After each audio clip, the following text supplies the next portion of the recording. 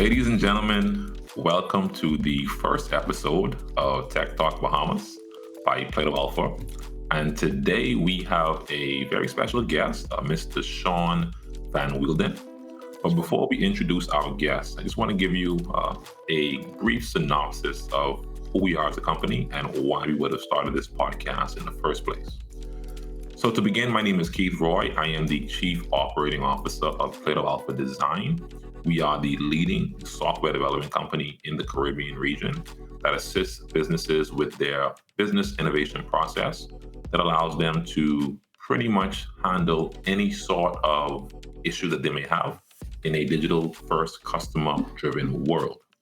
And today, we have the esteemed pleasure to have Mr. Shaun VanWeelden, who is one of the brilliant minds over at OpenAI, to be able to share some of his thoughts as it relates to OpenAI and some of the things that we can benefit from artificial intelligence. So before we get started, Mr. Shaun, can you go ahead and introduce yourself and what you do at your company? Absolutely. It's great to be here with you, Keith.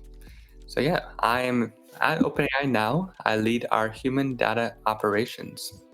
When I think about what makes ChatGPT, there's a lot of human feedback that goes into teaching these models how to actually be helpful to us.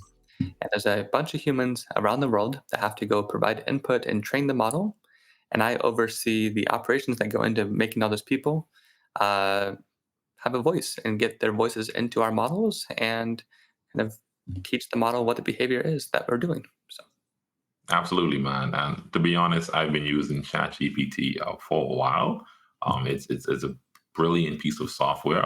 Ashley, thank you very much for allowing not only myself but also others at our event that we had. I believe it was a few months back, where you would have spoken as well. Everyone is excited to use ChatGPT 4, and thank you again for that free annual subscription. Appreciate that, man. absolutely, yes. Awesome. So let's just get right into it. One of the first questions that I wanted to ask you is how can AI help Bahamian businesses in 2024 move forward? Absolutely. So we're really hoping that our models can help just make your work a little bit easier. We really think that when it comes to creating content, especially, we know tourism is really big, finance is really big. There's just a lot of documents, a lot of people to reach. And so my one of the ways I like to use our own models is to really kind of outline different types of content I want to produce and start getting the feel for like, hey, this is going to sound pretty good, or trying to go understand a bunch of different kind of feedback and say, hey, what's this? Can you summarize all this different customer feedback I have, or like go through these websites and kind of summarize what that can look like. And so I'm really hoping for Bahamian businesses and really around the world that we can just start working a little bit more efficiently, that we get more ideas, that we get more brainstorming done, that we're not kind of stuck trying to think of, it's going to be so much work to go translate this into a bunch of different languages or other things like this to go reach people, that AI can really start to be a useful assistant to each business. Overall, I'm really hoping that our models can kind of level the playing field where people might have access to a lot of employees or other kind of content designers. My hope is that AI kind of levels that playing field and gives you the tools to really kind of make it your own and take it further than what you'd be able to do a couple years ago. Absolutely, man. Absolutely. And being in the software development space, one of the buzzwords that we like to use is efficiency. And we know that with artificial intelligence, it allows any business or any person in general to just do a lot more tasks more efficiently. However, with efficiency, a lot of people tend to realize that if software, or in this case, artificial intelligence, can do the job of myself better than I can do it, does that mean that I'll be out of a job? And obviously, with the given layoffs globally, some persons may feel threatened with what AI can currently do or what AI can do in the future. So, in your opinion, how can this fear be averted and AI looked more positively versus in a negative light? I think the biggest thing people need to do is just start to experience it for themselves. A lot of times people put it as this big, scary thing that's not for them. They think they can't use AI, that it's not going to be helpful for their use case, and that someone far away is just going to use AI to kind of take over whatever they were doing. I think the biggest way to get through that is just to start playing with it. You can play with it for free. You can do anything. You don't need to have a whole big operation to get started. You can just say hello to the AI, and it will say hello to you back. And then you're going to realize as you start talking to it, or you start trying to use it for your job, you start trying to use it as an assistant, that it does have real limitations. It is not perfect this year. It won't be perfect next year. And I think there's going to be a lot of value as a human to just look at the inputs, take them into consideration, and start to review them and actually use them as an input, but not the final thing. And so I really think that as people are starting to use this as like their virtual assistant, more so than this person is going to steal my job, this is an assistant to my job. And the way that you know how it can assist your job is to just start playing. And that's what a lot of people are doing in the world today. They are playing with the AI. They are learning what it can do, what it can't do. And they're actually trying to figure out how it can really help them in their job. That's for everybody. You don't need to have a degree.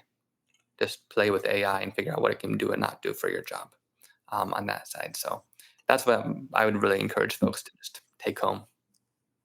Absolutely, absolutely. And you would have mentioned AI being a job assistant. So, with that being said, what industries can benefit the most from artificial intelligence? Yeah, absolutely.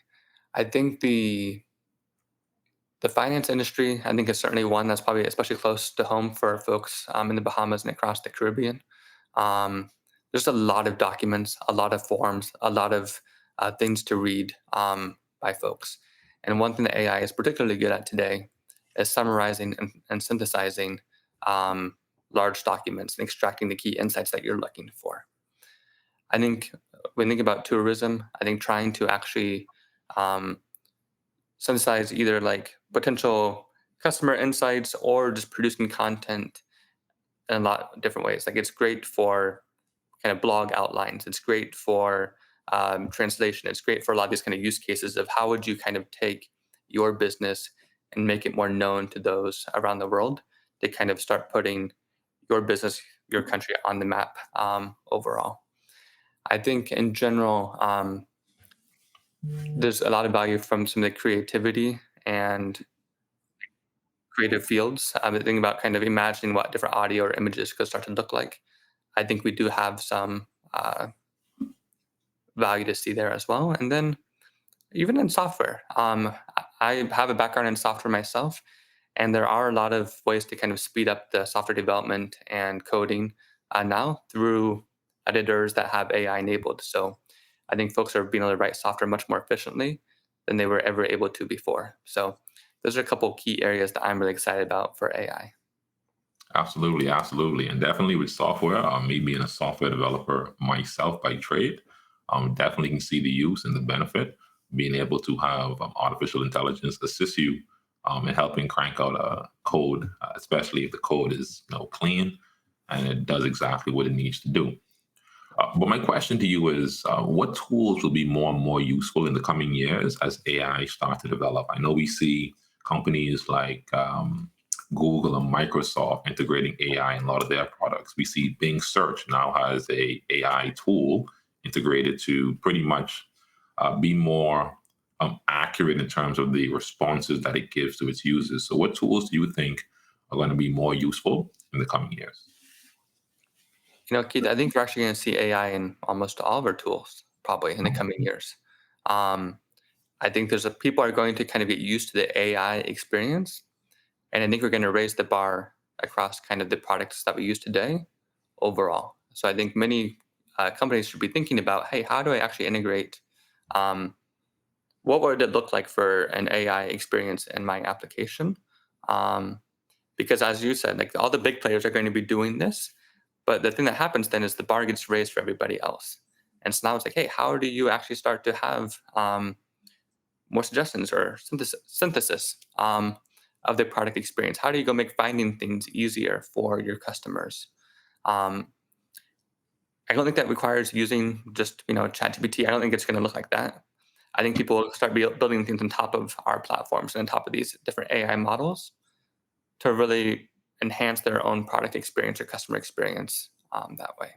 So I think we're going to really see it proliferate into many apps that we use today, and sometimes obvious ways and sometimes more subtle ways, maybe in the background, or just how you as a customer are being treated. Like, how do I route your call? How do I go understand your call? How do I do a bunch of other stuff? We can literally just have AI in our everyday life through these types of ways.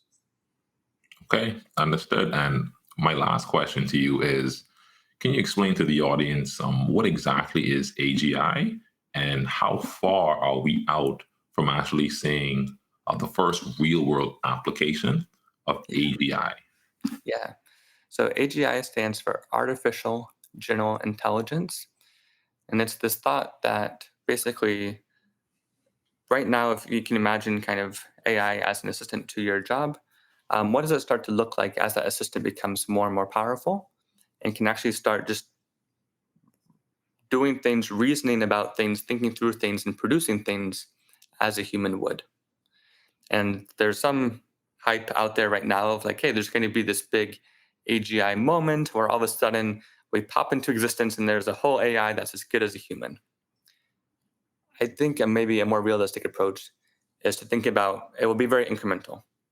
I don't think we're going to pop out a superhuman AI out of the blue. I think it will start to kind of look like, wow, that assistant can do more and more things. I think about it in terms of the frequency of magical moments, maybe, where like when you have an AI experience and like, wow, that was really cool. The frequency of those, I think, will probably increase more and more. And then all of a sudden we'll be like, wow, there's a lot of cool moments. Like multiple times today, I had a cool moment. Okay, well, that's starting to feel kind of like AGI. That's starting to feel like I actually have a useful person I can go talk to, um, that's producing real value. I don't need to go like correct all the stuff. I don't need to do all those things.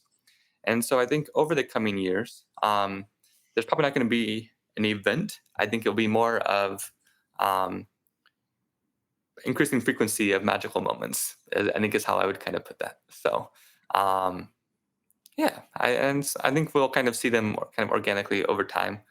I do think that there's this idea that things move fast and slow. So in some ways, there'll be a lot of kind of like fast magical moments that can happen. But I don't know about you, Keith, but my day to day hasn't super materially changed. Like there's some like um, different cool things I can now do, but I'm still going to work. I'm still like filling my car with gas. I still gotta do all the stuff. I'm still living a life. And my life is not like some, AI paradise. And I don't think that's gonna be happening in the short term. I think there's still a lot of humanity and just human things that will be very human for a very long time. But I'm hoping the magical moments will get pretty cool. Absolutely, and definitely looking forward to that. I feel as if we were born in the right time to actually see all of these things come to fruition. So I'm very excited to see exactly the progression of artificial intelligence as we continue to actually build upon what we currently have. All right. So to wrap up, do you have any parting words that you want to say to the audience in terms of how they can get started with using AI and how they can start to better acquaint themselves in the actual artificial intelligence space? I do. While I was talking about magical moments in terms of the AI having those, the thing that you need to do as a listener to this is just have those micro moments for yourself. You can go spend 3 months making a whole big AI initiative at work. I think you're going to find a lot better time, a lot more fun time, just trying to have a small moment of like, hey, can I just have it do like this one thing? Don't make it a big deal to get started. Don't make it a whole thing in your head of, oh my gosh, what's this going to look like? Just make an account anywhere and just start with something. Just get started and just find a way to have like the barriers come down and just do a thing. It doesn't matter what the thing is, just do a thing. And I think you'll start to kind of see for yourself how AI can impact your life, what it can do, the ways it can add value. Can it tell your child a bedtime story? It Hmm. can. There's so many like micro moments like, hey, what if I just tried AI for this? And I'd really encourage everybody to go find those for themselves and define what those moments could be like for you. And I think that's the real way that we're going to see AI kind of for everybody start to be become really interesting. So that would be my parting words of wisdom, if you will. Absolutely, absolutely. And Shaun, thank you once again for taking the time out to grace us with your presence on our first episode of Tech Talk Bahamas. For anybody who is watching us, you can follow Plato Alpha on all of our social media platforms, whether it's Facebook, LinkedIn, Instagram, Twitter, or TikTok. We are on all of those platforms as well. And you can also follow our sister company as well, TriBlock HR, which is an integrated HR and payroll platform. So you can take a look at that along with our Plato Alpha socials. And also as well, we do have an event coming up within May, mainly geared towards the HR community. So feel free to look out for that in the coming weeks as we will start to post those on social media as well. So thank you once again, Shaun, and we look forward to seeing you in the future. And once again, thank you for tuning in to Tech Talk Bahamas.